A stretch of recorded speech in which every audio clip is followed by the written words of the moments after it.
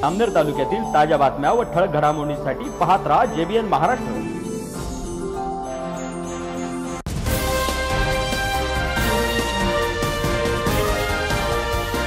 नमस्कार, मी मिनल चौधरी। पाहूया काही ठळक वृत्त। जामनेर तालुक्यातील पळासखेडा मिराचे येथील निळकंठ पंढरीनाथ पाटील विद्यालयात संविधान दिन मोठ्या उत्साहात आणि राष्ट्रीय भावनेने साजरा करण्यात आला आहे। कार्यक्रमाची सुरुवात भारतरत्न डॉक्टर बाबासाहेब आंबेडकर यांच्या प्रतिमेस आणि संविधानास पुष्पांजली अर्पण करून करण्यात आली। त्यानंतर विद्यार्थ्यांनी संविधानाच्या प्रस्तावनेचे सामूहिक वाचन करीत लोकशाही, स्वातंत्र्य, समानता आणि बंधुता या मूलभूत मूल्यांचे स्मरण केले। संविधान दिनानिमित्त विद्यार्थ्यांनी पथनाट्य सादर केले, तसेच संविधानावर आधारित प्रश्नावलीद्वारे विद्यार्थ्यांची छोटीशी चाचणी घेण्यात आली। कार्यक्रमाला विद्यालयाचे मुख्याध्यापक VR पाटील, पर्यवेक्षक GR पाटील, कला व सांस्कृतिक मंडळाचे प्रमुख GP पाटील यांच्यासह सर्व शिक्षक, शिक्षकेतर कर्मचारी आणि विद्यार्थी उपस्थित होते। कार्यक्रमाचे सूत्रसंचालन TT इंगळे यांनी केले। विद्यार्थ्यांमध्ये संविधानाबद्दल जागरूकता वाढवणे आणि लोकशाही मूल्यांची रुजण करणे हा या उपक्रमाचा मुख्य हेतू असल्याचे मुख्याध्यापक यांनी मनोगतात व्यक्त केले। डॉक्टर बाबासाहेब आंबेडकर व आपल्या भारताचे संविधान उद्देशिका यांना त्रिवार वंदन करतो। आपल्या शाळेचे पर्यवेक्षक आदरणीय JR आबा, सर्व शिक्षक बंधू भगिनी आणि विद्यार्थी मित्रांनो, तुम्हाला सर्वांना संविधान दिनाच्या हार्दिक शुभेच्छा। तुम्हाला माहिती आहे की आपला देश गुलामगिरीमध्ये होता। आपल्याला स्वातंत्र्य कधी मिळालं? 15 ऑगस्ट 1947 ला। तोपर्यंत आपल्या भारतावर कोणाचं राज्य होतं? ब्रिटिशांचं। आणि त्यामुळे ब्रिटिशांचे कायदे कानून आपल्या भारतामध्ये होते। सर्वसामान्य माणसाची गडचेपी होती आणि एक हुकुमशाही वृत्ती आपल्या भारतावर होती। पण आपल्या भारताला स्वातंत्र्य मिळाल्यानंतर आपल्या भारताला स्वतंत्र संविधानाची आवश्यकता होती आणि त्या दृष्टिकोनातून संविधान सभेची स्थापना झाली। या संविधान सभेमध्ये पंडित जवाहरलाल नेहरू, डॉक्टर राजेंद्र प्रसाद, डॉक्टर बाबासाहेब आंबेडकर, सरदार वल्लभभाई पटेल, मौलाना अबुल कलाम आझाद या सर्वांच्या देखरेखीखाली संविधान सभेची स्थापना झाली। संविधान सभेच्या अंतर्गतच मसुदा समितीची स्थापना झाली। या मसुदा समितीचे अध्यक्ष होते डॉक्टर बाबासाहेब आंबेडकर आणि आपल्या भारताचं संविधान लिहिण्यामध्ये सर्वात मोठं जे योगदान आहे ते डॉक्टर बाबासाहेब आंबेडकरांचं आहे। म्हणून डॉक्टर बाबासाहेब आंबेडकरांना भारतीय घटनेचे शिल्पकार असं म्हटलं जातं। तर मित्रांनो, ही जी संविधान समिती आहे, या संविधान समितीचं कार्य चाललं 2 वर्ष 11 महिने 18 दिवस। नंतर आपल्या भारताचं संविधान तयार झालं। जगामध्ये एवढ्या लिखित स्वरूपाची राज्यघटना कोणत्याच देशाची नाही। तेवढे संविधान आपल्या भारतामधलं अतिशय मोलाचा ग्रंथ येतो। 26 नोव्हेंबर 1949 ला हे संविधान लिहून पूर्ण झालं, ते आपल्या भारताने स्वीकारलं। म्हणून 26 नोव्हेंबर हा जो दिवस आहे हा संविधान दिन म्हणून आपण साजरा करतो। नंतर पुढे 26 जानेवारी 1950 ला हे संविधान लागू करण्यात आलं, म्हणून आपण 26 जानेवारी हा जो दिवस आहे हा प्रजासत्ताक दिन म्हणून साजरा करतो। तर भारताचं संविधान म्हणजे काय? तर भारताचे कायदे कानून। म्हणून आजचा जो दिवस आहे हा दिवस राष्ट्रीय कायदा दिन म्हणून सुद्धा साजरा केला जातो। आपलं जर भारताचं संविधान नसतं तर आज आपला भारताची प्रगती केलेली आहे ती प्रगती आपल्याला दिसली नसती। मित्रांनो, जेव्हा आपला भारत स्वतंत्र झाला त्याच वेळेस पाकिस्तान सुद्धा स्वतंत्र झाला 1947 ला। पाकिस्तानमध्ये आपल्या भारतासारखं संविधान नाही आहे। तर आज पाकिस्तान हा मागासलेला देश आहे आणि संविधानामुळे आपला भारत आज एक प्रगतीपथावरचा देश आहे। संविधानाने आपल्याला स्वातंत्र्य, समता आणि बंधुता दिलेली आहे। आपल्या भारतामध्ये आज सध्या 140 कोटी जनता राहते। विविध जाती धर्माचे लोक आहे। इतके जाती धर्माचे लोक जगभरातल्या कुठल्याही देशामध्ये नाही। या सर्वांना एकत्र बांधण्याचं काम हे संविधानाने केलेलं आहे। संविधानाने एक जबाबदार नागरिक घडवण्याचं कार्य या ठिकाणी केलेलं आहे। म्हणून सर्वांनी आपल्या संविधानाचा आदर करणं अतिशय महत्त्वाचं आहे आणि संविधानाने जे कायदे दिलेले आहे ते कायद्याचं पालन करणं म्हणून अतिशय महत्त्वाचं आहे। एक जबाबदार नागरिक म्हणून सर्वांनी हे कायद्याचं पालन त्या ठिकाणी केलं पाहिजे। एक चांगला नागरिक आणि एक जबाबदार नागरिक तुम्ही घडायचं आहे तर संविधानाचा उद्देश त्या ठिकाणी सफल होईल। म्हणून आपल्या भारताचं जे अखंडत्व आहे ते अखंडत्व संविधानामुळे टिकून आहे। म्हणून संविधान अतिशय महत्त्वाचं आहे। तर या संविधान दिनाच्या सर्वांना परत हार्दिक शुभेच्छा देतो आणि माझे 2 शब्द संपवतो. ज्ञान संविधान दिनाच्या निमित्तानं दिलं. विद्यार्थी मित्रांनो, आपण एक अभंग बनू संविधानाचा, एक 2 मिनिटाचा. सगळ्यांनी माझ्या मागे म्हणायचा. हरिमुखे म्हणा, आपण म्हणतो ना, पुण्याची गणना कोण करी, त्या चालीवरती हा अभंग आहे. सर्वांनी म्हणायचंय माझ्या मागे. सर्व म्हणशाल ना? सर्वांनी. भारताचा प्राण आहे संविधान, भारताचा प्राण आहे संविधान, दयाला जाणून घेई घेई, दयाला जाणता जाणशी स्वतःला, तव अस्तित्वाला अर्थ येई, देश ना राजाचा ना को एका धर्माचा, देश ना राजाचा ना एका धर्माचा, आता हा सर्वांचा सर्वांसाठी, होते ते सारे वेगवेगळे मी, आता झालो आम्ही भारतीय, भूमी जरी तेच देश जरी तोच, नाते हे नवेच निर्मियले, स्वामी म्हणे याची करू नका पूजा. स्वामी म्हणजे कोण? सुनील स्वामी नावाचा व्यक्ती, कार्यकर्ता आहे, त्याने हे अभंग लिहिलाय. स्वामी म्हणे याची करू नका पूजा, सांगा एक दूजा अर्थ याचा, याचा अर्थ तुम्ही एकमेकांना सांगा, त्याची पूजा करण्यापेक्षा ती इम्प्लिमेंट करा, एक्झिक्युट करा, असं त्या अभंगातून सांगण्यात आलंय. विद्यार्थी मित्रांनो, आज संविधान दिन. संविधान दिनाच्या आम्ही पुन्हा एकदा तुम्हाला विद्यालयाच्या वतीने खूप साऱ्या शुभेच्छा देतो.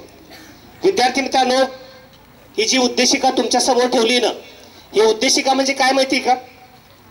आमच्या काळामध्ये काय असायचं माहिती का? सिनेमा लागला ना, नवीन सिनेमा लॉन्च झाला की त्याचं पोस्टर लावायचं गावामध्ये, पोस्टर बरं का, एका पिंपळाच्या झाडावर लावायचं किंवा मग कुठल्या तरी मोठ्या बिल्डिंगवर लावायचं किंवा गावाच्या सेंटरमध्ये एक पोस्टर लागायचं पिक्चरचं.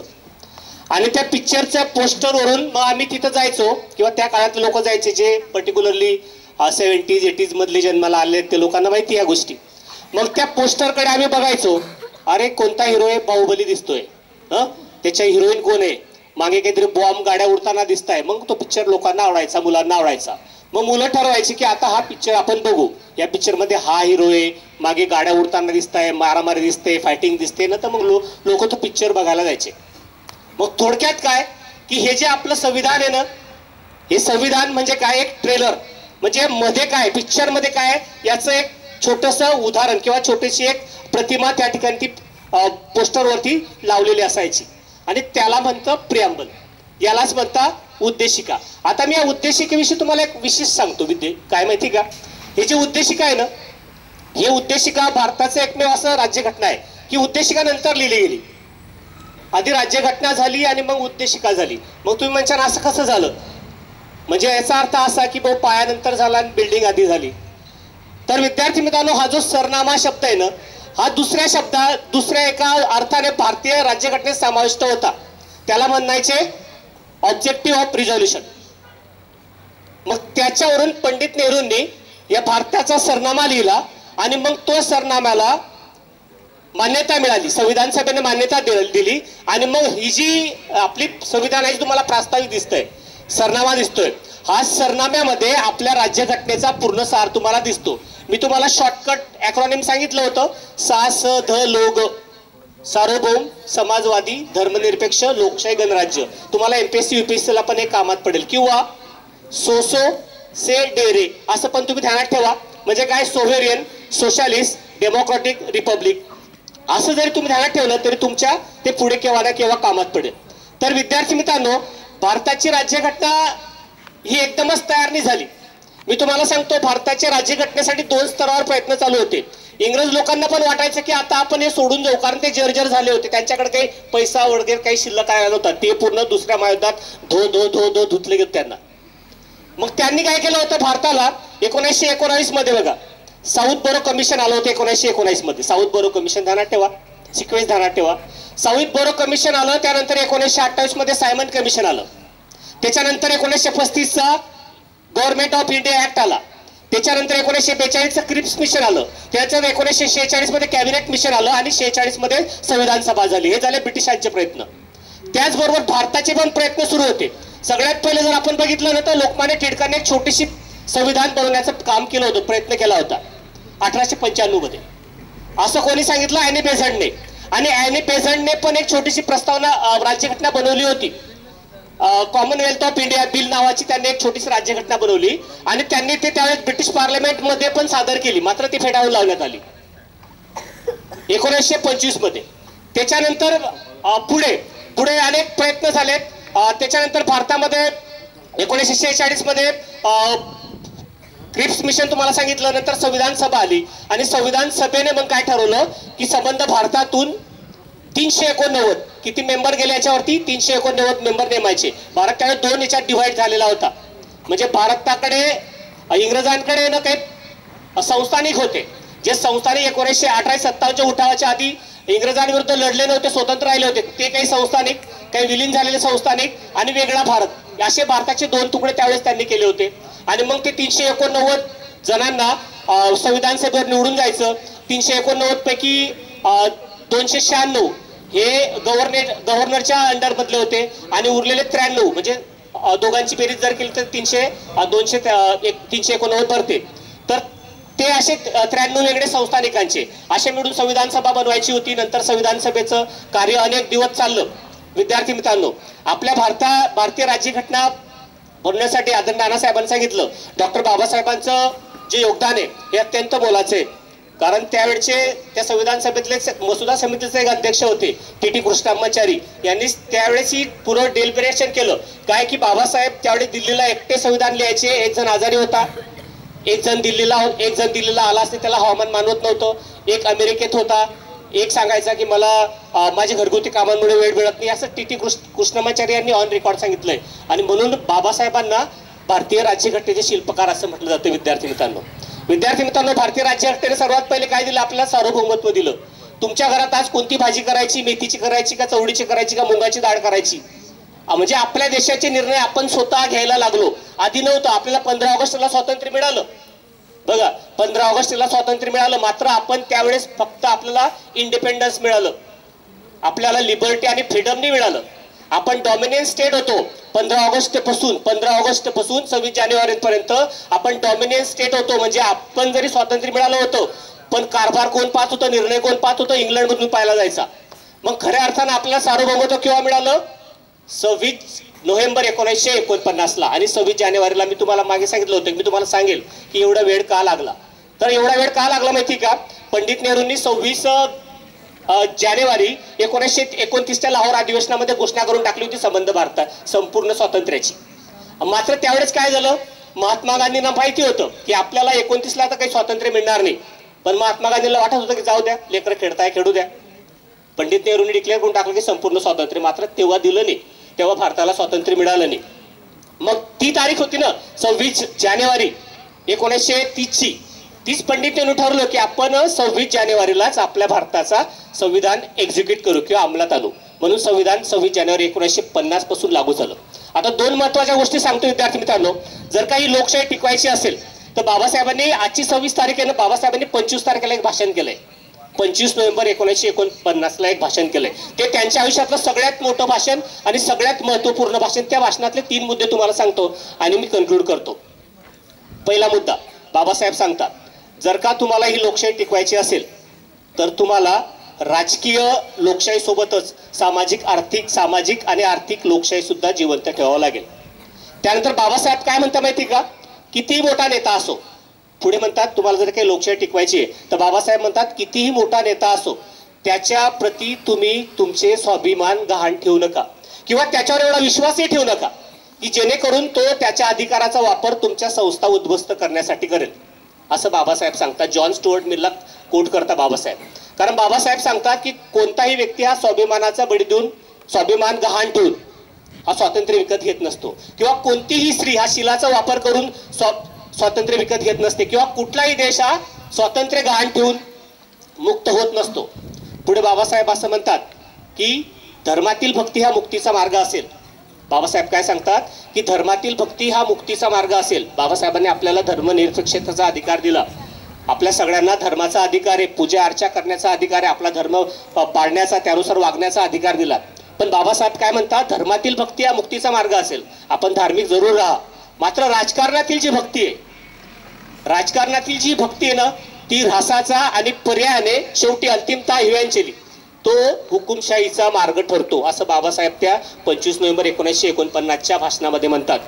तर विद्यार्थी मित्रांनो, बाबासाहेबांनी जे सांगितलेले विधान आहेत त्यावेळचे ते आज सुद्धा प्रिव्हॅलंट आहेत, ते सुद्धा डिसेंट आहे. आपण जर ते पाडले नाहीत तर कदाचित बाबासाहेबांनी हा जो डोलारा उभा केलाय, संविधान सभेने हा जो डोलारा उभा केलाय, हा डोलारा कोसळायला वेळ लागणार नाही. म्हणून विद्यार्थी मित्रांनो, आपल्याला संविधानाच्या आदरणीय नानासाहेबांनी सांगितलं की तुम्हाला संविधानाचं पालन करायचंय, हक्कासोबत आपल्याला कर्तव्याची जाणीव ठेवून आपल्याला वागायचंय आणि एक सुज्ञ नागरिक म्हणून आपल्याला आपल्या देशाची प्रगती करायची. एवढं बोलून मी माझं मनोगत संपवतो. धन्यवाद.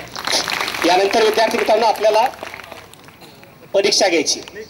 पथनाट्य, सॉरी, आता पथनाट्य होईल आणि त्याच्या आओ नाटक देखो, आओ आओ नाटक देखो, संविधान जागृत का काम, नाटक देखो, संविधान जागृत का काम, नाटक देखो.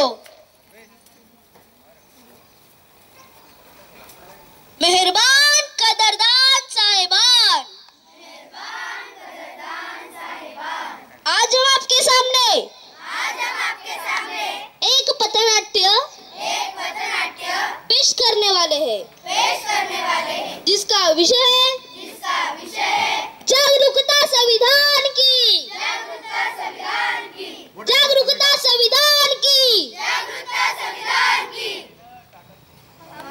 को समझ सको तो समझो दिल भर जानी, संविधान है राष्ट्र ग्रंथ है, बातें हमने मानी, इतने सारे धर्म यहाँ पर ना किसकी मनमानी, मुंह में बोली है अंग्रेजी, दिल में प्यार है देशी, हम हैं हिंदुस्तानी, हम हैं हिंदुस्तानी. लडाल पर सोने की चिड़िया करती है बसेरा, ओ भारत देश है मेरा, ओ भारत देश है मेरा.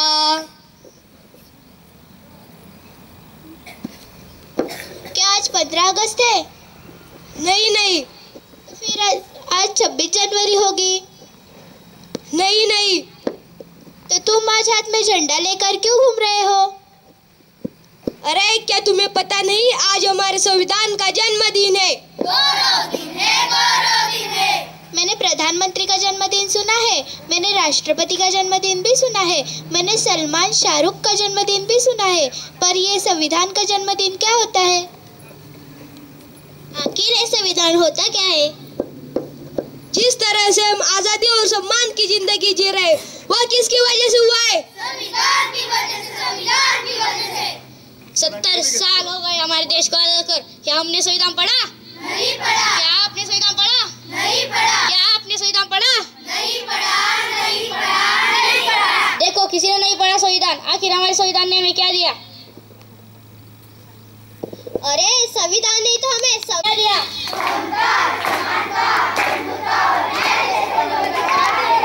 संविधान ने हमें क्या दिया? संविधान ने हमें क्या दिया?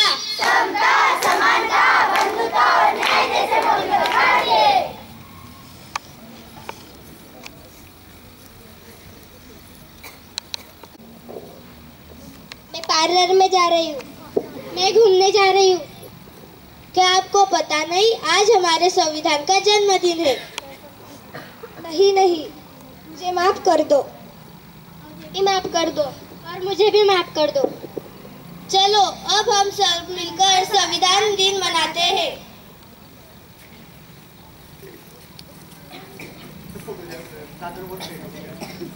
इस देश से करते प्यार हम, इस देश से करते प्यार हम, इस देश के वास्ते मरना पड़े तो है तैयार हम, है तैयार हम।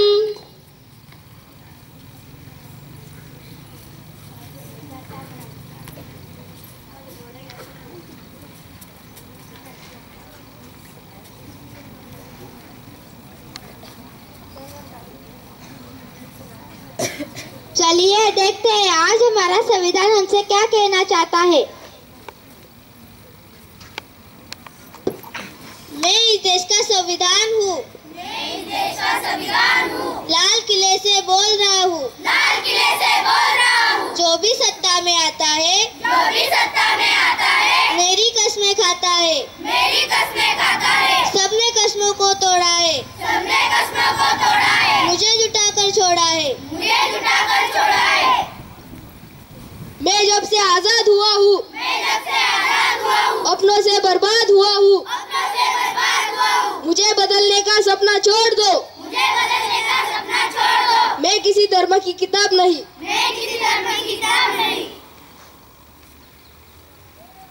जब तक मेरे सिपाही जिंदा है, तब तक मुझे बदलने की औकात नहीं है।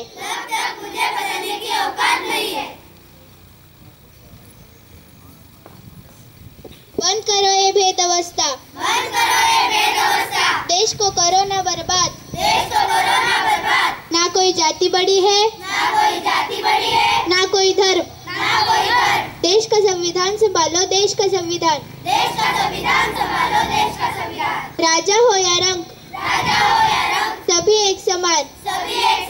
देश का संविधान संभालो, देश का संविधान।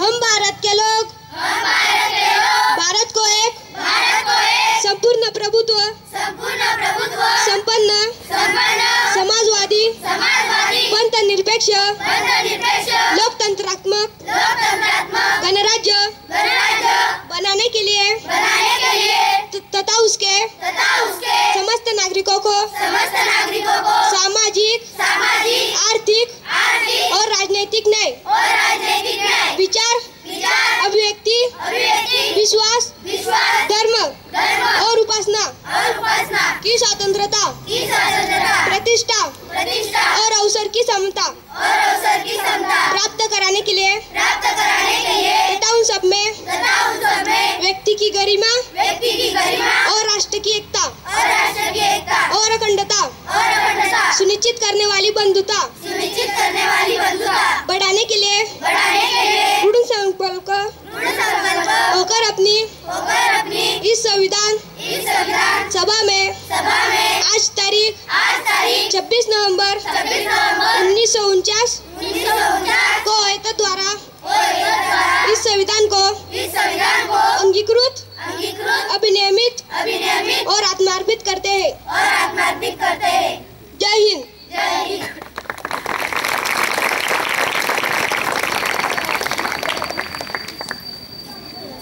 छान बाळांनो, पुन्हा एकदा जोरदार टाळ्या वाजवा त्यांच्यासाठी। या बातमी इथेच थांबूया। ताज्या अपडेट्ससाठी www.jbnmaharashtra.com आमच्या वेबसाईटला लॉग इन करा। तसेच यूट्यूबवरील आमचे व्हिडिओ पाहायला विसरू नका आणि गुगल प्ले स्टोअरवरील JBN न्यूज ॲप डाउनलोड करून JBN Maharashtra news channel live पहा। नमस्कार।